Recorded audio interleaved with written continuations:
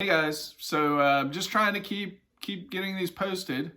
Um, we got like a family vacation coming up, and then we're getting some work done in the house, so it's gonna be hard, even harder for me to get a few in. But who cares at this point? I feel like I could just roll these out like whenever now.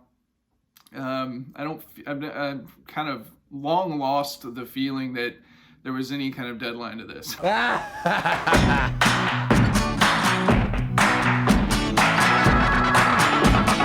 Digital gramophone makes no sense.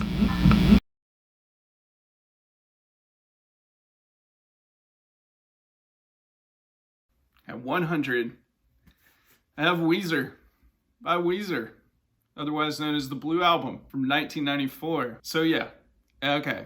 This one and the next one are definitely for nostalgic reasons. And I don't have a problem with it. One would say that nostalgia is a dangerous thing. But I don't think so. And I think that I do a good job of continuing to challenge myself and exploring new sounds and getting into new bands. So I don't have any worries about nostalgia. I think sometimes it's a beautiful thing. So you have to realize that when this album came out in 1994, I was a 15, 16-year-old kid. I was watching 120 Minutes and I saw the video for Undone the Sweater Song. I had never seen anything quite like this at this point in my life. The early 90s, for me in particular, especially, ran rampant with grunge bands, even if some of them really weren't that grunge, but it was that sound and that feel, a lot of music that was very intense emotionally, and it could be quite draining. Enter Weezer and enter this album, and quite honestly, it was a breath of fresh air. It was fun. It was nice to have something that was purely fun. Like a great tongue-in-cheek, sarcastic sense of humor, runs through these songs. And it was the influence of Rick Ocasek as a producer that was really needed, I felt like, at this time. His influence on them, it just brought out things that they were already in love with, like this bigger kind of 70s arena kind of sound, kind of AOR sound, also, a sense of pop. But even as fun as this album is, there's still a strong sense of anxiety. But it still really tapped into my sense of not belonging and not being cool. And, it was great. It was great to have that. It was reassuring. This also was one of the very first albums that I grew an attachment to, where I saw it get popular and it bothered me, which is stupid now. I know that now, but as a young kid, as a young teenager, I felt like I had discovered this album really early, and then it really bothered me seeing how popular it got. It really bothered me seeing the captain of the football team walking down the hallway singing Buddy Holly. It really bothered me. I didn't think that he understood what you were supposed to love about this record and how you were supposed to feel attached to it, the way that I felt attached to it. But how stupid is that, really? And I know that now. That cheerleader that was in my 6th period English class, she might have really tapped into the anxiety and loserdom and, not feeling like she belonged or had a place to belong the same way that I did. She might have gotten a huge connection to like a song like In the Garage. And even though neither one of us knew what a 12-sided die was, we probably still, related to having that place that we could go where we felt like we belonged. Sure, my son as a 5-year-old has recently discovered this record due to my wife, and he's tested my resolve for it. At this point, I don't want to hear it again at all right now. But that's never changed the fact that I've been able to put it away and still bring it out 5 years later and really enjoy it. It's just a fun rock and roll record. Okay, so why not follow that one up with Nevermind by Nirvana from 1991? Yeah, so when this album came out, I was 12, 13 years old. I am the cliche example of how this album and that first single, Smells Like Teen Spirit, did literally change my life in the way that I listen to music. It didn't as much like kill rock and roll for me or anything, you know, because I only kind of dabbled in like those hair bands, you know, like, and I didn't have any strong like attachment, you know, to that genre of music or anything. But up until this point, all I did really listen to was, you know, popular radio. You know, I didn't have an older sibling that influenced my musical taste, but it also, you know, it changed radio format, you know, and all of a sudden there was an alternative music radio station, you know. I mean, that happened like a couple years later, but it was there, you know, and you just kind of knew what you wanted, and I had found like a direction, you know, and that's what this album did for me. For all intents and purposes, this album should not have been as popular as it was. It really shouldn't have. But those hooks are undeniable. And it's not even in the front-loaded, you know, first side.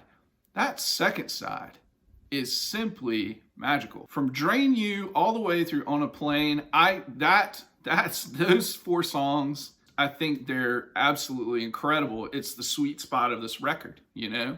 And then to follow it up with that slow closer, that, you know, very introspective Something in the Way, it just works. And it's a classic rock and roll album that I don't get tired of, you know? I mean, I have to put it away. It's not like I listen to it like every month or anything, you know, but I can pull it out every couple of years and still really, really enjoy it, you know? I do think that Nirvana deserves all of the great things that are said about them. Now for something completely different. At number 98, Andrew Bird and the Mysterious Production of Eggs by Andrew Bird from 2005. Andrew Bird is simply one of my favorite artists making music. He's one of my favorite artists ever. I will admit though, that I have a lot of fundamental issues with some of his albums, you know, from start to finish. He doesn't quite have as many masterpieces, in my view, as a lot of my other favorite artists. This one is an absolute masterpiece, and I love it from start to finish. I love every single song. But I just happen to love Andrew Bird. I think he's one of the more talented people in the music landscape.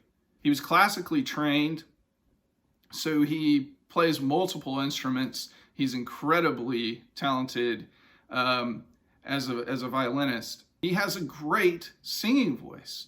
He evokes so much emotion with it, and he just has such great range. He's also a world-class whistler, probably a better whistler than he is anything else.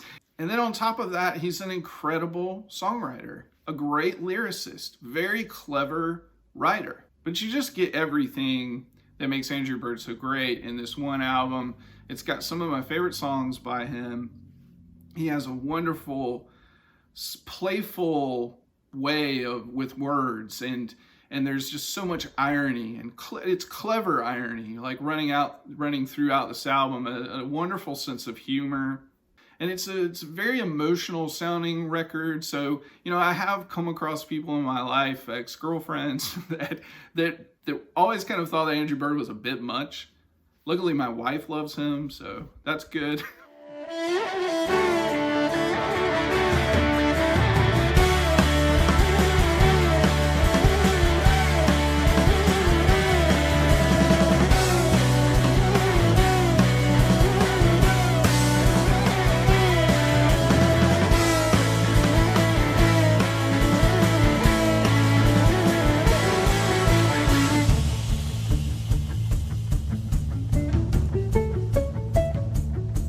Do ya Disney bride, what is try? Swapping your blood with formaldehyde. Oh, monstrous, I don't know. Whiskey fly, voices cried, fratricide. Jesus, don't you know that you could have died? You should have died with the monsters that talk, the monsters that walk and talk all over the earth. She's got red lipstick and a brown parachute.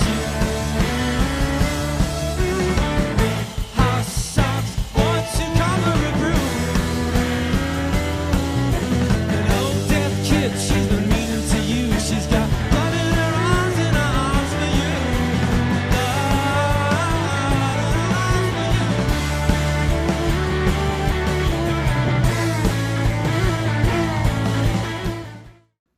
At number 97, I have Grand Prix by Teenage Fan Club from 1995. Teenage Fan Club was a band that I discovered later. I didn't listen to them in the 90s as they're the best, what people consider the best part of their catalog, was coming out. It was after kind of like getting into Big Star and also the New Pornographers.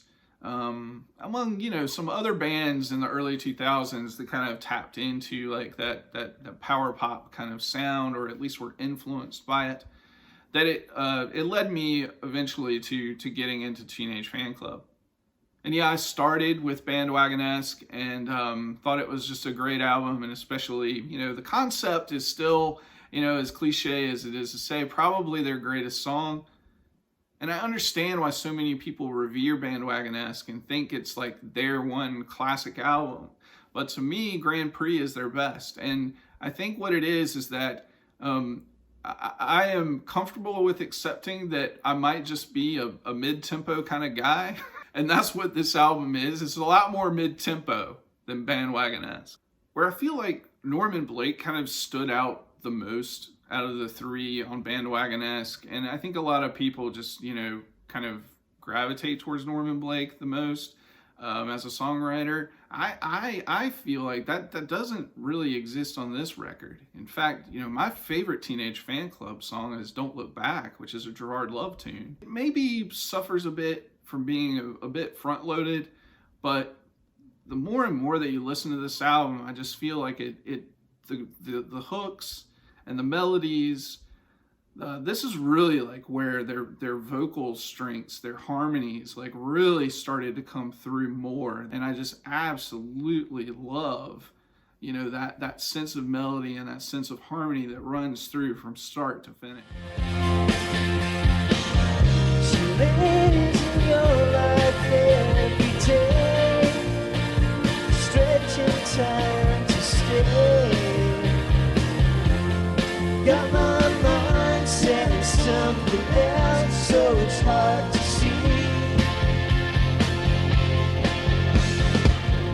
I don't need a guiding light to lead me in the dark. Understand if I must say I give both is willing to wait and steal a car to drive you home. Don't look back on an empty future.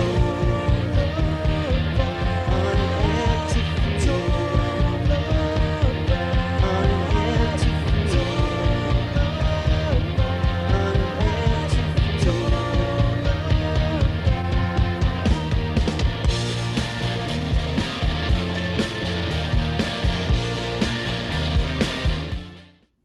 At 96, I have Echo and the Bunnymen's Ocean Rain. Echo and the Bunnymen, again, another band that I didn't get to until later. A lot of other British bands I got into before them, ones that put out, prominent albums in the 80s, like The Smiths, obviously, or the Jesus and Mary Chain, The Cure.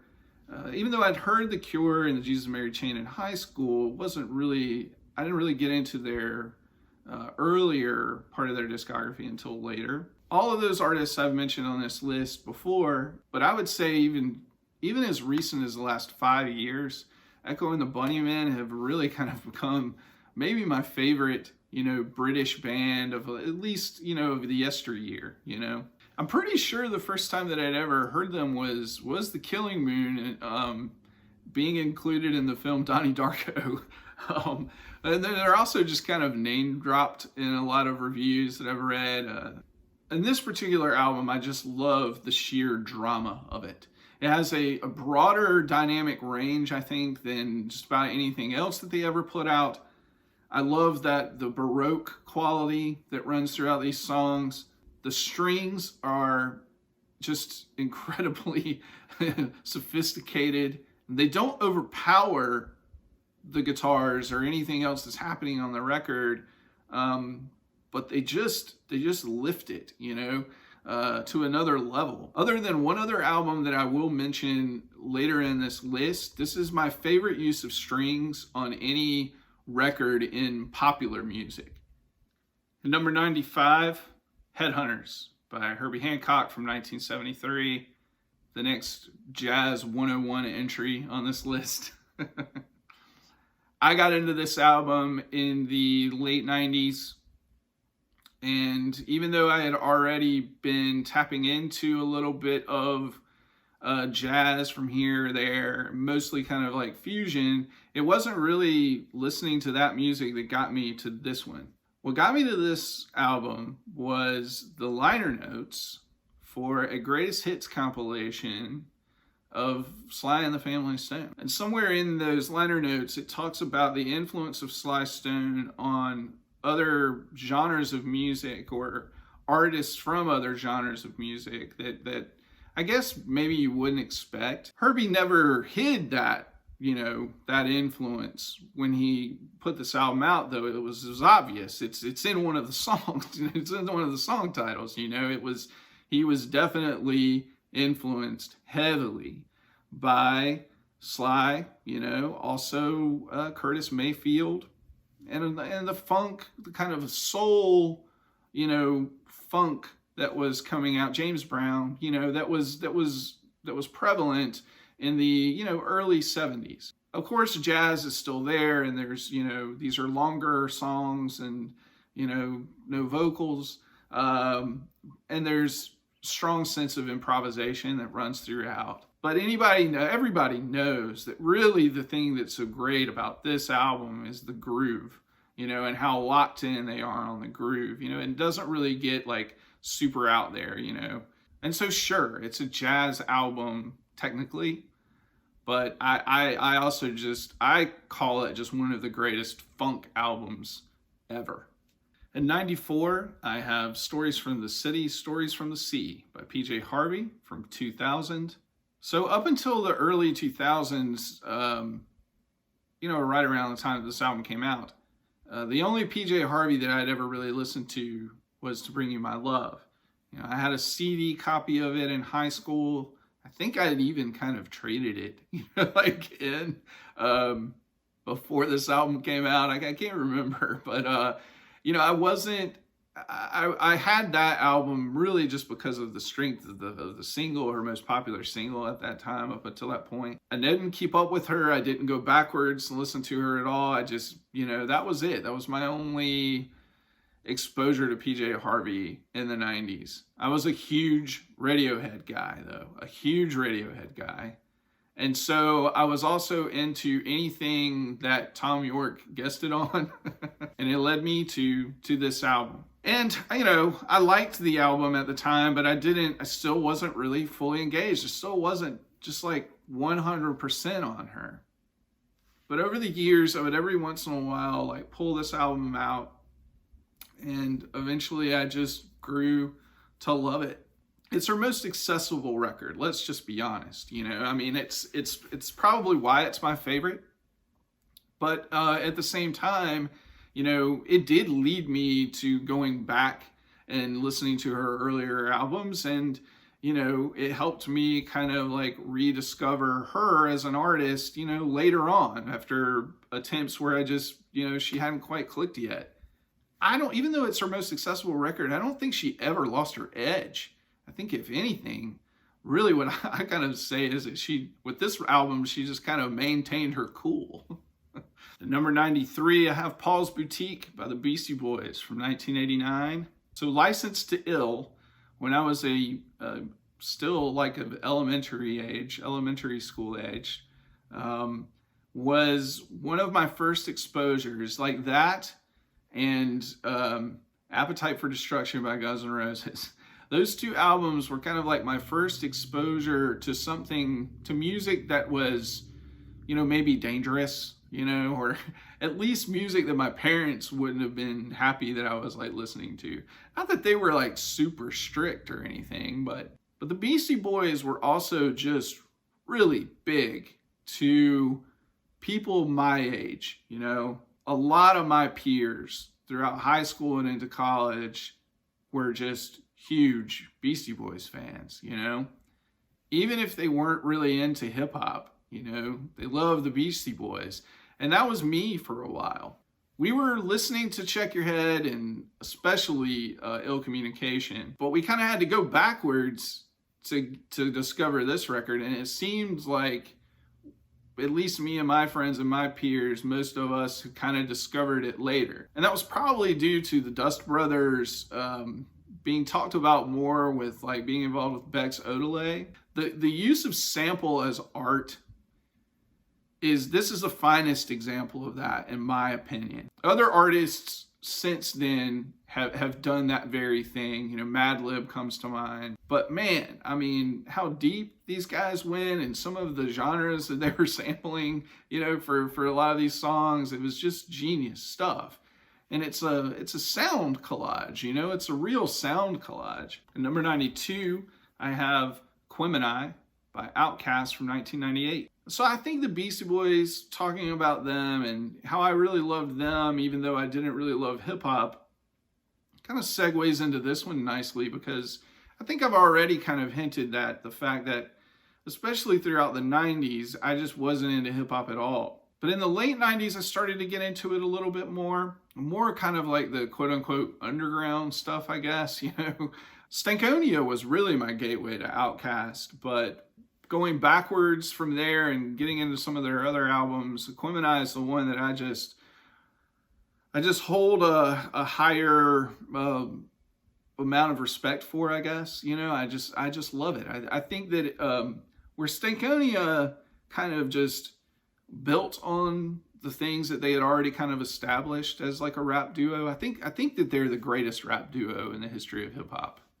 It's just my opinion, you know. There's a southern flair to their music that I think you can understand if you're from this area, you know. But they're also really getting out there and exploring a lot of other kind of genres, even, you know, worldly kind of like influences, global kind of influences. I think the greatest thing about Outkast is as lyricists, as rappers, their strength as storytellers. And yeah, I mean, it's in the song titles on this record, right? The art of storytelling or whatever. But you know, beyond that, in all of their songs, especially like Spotty Dopalicious, or however you say that track, it's just amazing. You know, like their sense of drama, how they can paint a scene and put you in it, and it's just fantastic. Like, it's storytelling and it's clever. It's all, you know, like in the way that like Slick Rick does it. I also saw these guys live, and when I saw them live, it was in Columbia, South Carolina, which is the state capital. And at that time, they had the Confederate flag still flying. And they addressed it like head on. Like, they took it like head on, and it was fantastic to see. You know, it was just it was a great thing to know, you know, that they weren't afraid to kind of like shy away from those things. Even though you might not have heard the politics so strong in their music, you know, it's not like they weren't, you know, about it, or they weren't on the right side of things, right? At number 91, I have Zombie by Fela Kuti and Africa 70 from 1976. You know, so a lot of people can be sarcastic all they want about, you know, certain music editorials. Specifically here, I'm talking about Pitchfork. Even I'm very cynical as an older person now compared to what I was when I first started reading them. I kind of feel out of touch, you know, and even find myself kind of calling them this hipster rag or whatever. Say what you want about Pitchfork, but they really introduced me to a lot of great music. But not only just kind of like what was contemporary and what was trendy, but what was historically significant, and probably no other greater contribution, you know, to that in my life than reading about Fela Kuti for the first time on Pitchfork. probably like in the early to mid 2000s. It also led me to like a lot of other African music, but primarily focusing on Fela Kuti was like a big thing at that time. And he's the one artist that ever since really getting into that sound or into that part of the world, you know, music from that part of the world, he's the one artist that I've just like stayed consistent with, continuing to get albums by. Expensive Shit was probably the first one that I got. It's really hard to pick a favorite, and I didn't want to have to do that, you know, but it would be criminal for me not to include at least one album by him, you know, on this list of my favorites. Zombie is the one that I'm gonna go with, and I think really it's because context plays a huge importance in that. But all of his music was protest music for the most part. But the way this album directly took on the Nigerian government, you know, it is believed to be true, you know, that this album and the music on this album in particular resulted in the murder of his mother. We can pontificate all we want about how important music is to us and how much we love Bob Dylan, or how much Fugazi gets us amped up, or whatever, you know, like we can talk about that all day long. But to literally write music, record music, and put out music on a record that results in matters of life and death, I mean, that's something.